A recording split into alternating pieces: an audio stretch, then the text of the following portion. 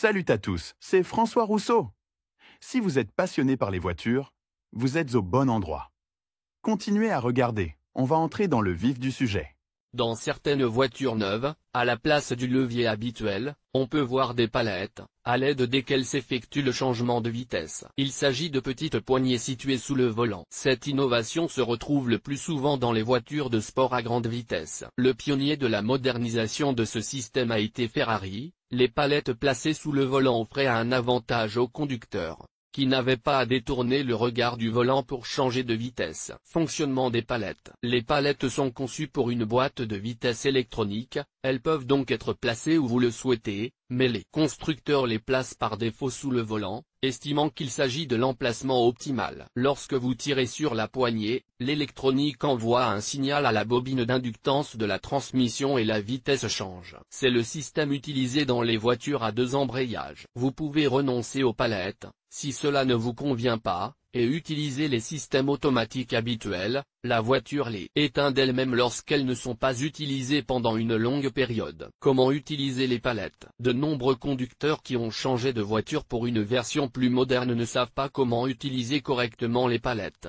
et se contentent de désactiver le mode manuel pour revenir au mode automatique. Chaque voiture a ses propres nuances de contrôle, mais les principes de base sont les mêmes. Comment utiliser les palettes standards? En tirant la palette vers le bas, vous préparez la voiture à monter ou à freiner dans les descentes abruptes. Pour augmenter la vitesse, il faut appuyer sur le levier plus à droite. Pour la diminuer sur le levier, à gauche. Faites attention à l'écran du tableau de bord, la vitesse actuelle y est affichée. Déplacez le pédale vers le bas ou vers le haut, les vitesses changent progressivement sur toute la gamme. Appuyez sur le bouton plus et maintenez-le enfoncé pour passer du mode manuel au mode automatique. Dans ce cas, les palettes ne sont pas utilisées. Appuyez sur la pédale d'accélérateur pour permettre au système automatique de sélectionner et de régler la vitesse optimale. Pour passer à une autre vitesse, sans passer par les précédentes, par exemple de 2 à 4, appuyez deux fois sur plus ou, attendez quelques secondes et appuyez à nouveau sur le levier souhaité. Lire aussi, courant de démarrage de la batterie de la voiture, ce que c'est, comment le mesurer,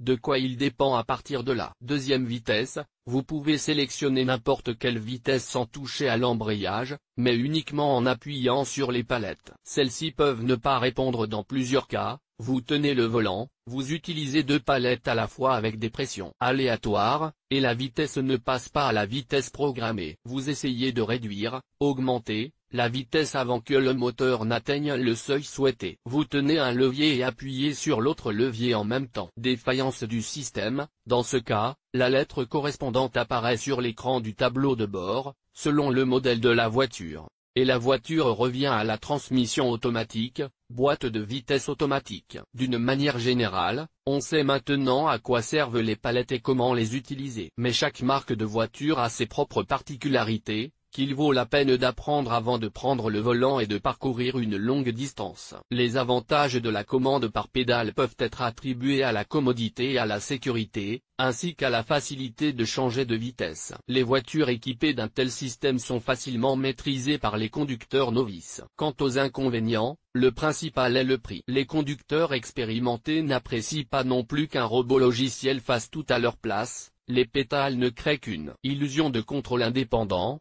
ce qui est très différent d'une vraie boîte de vitesse manuelle et, plus encore, d'une boîte de vitesse manuelle. De nombreuses personnes préfèrent conduire la voiture elle-même plutôt que de s'en remettre aux boîtes de vitesse automatiques.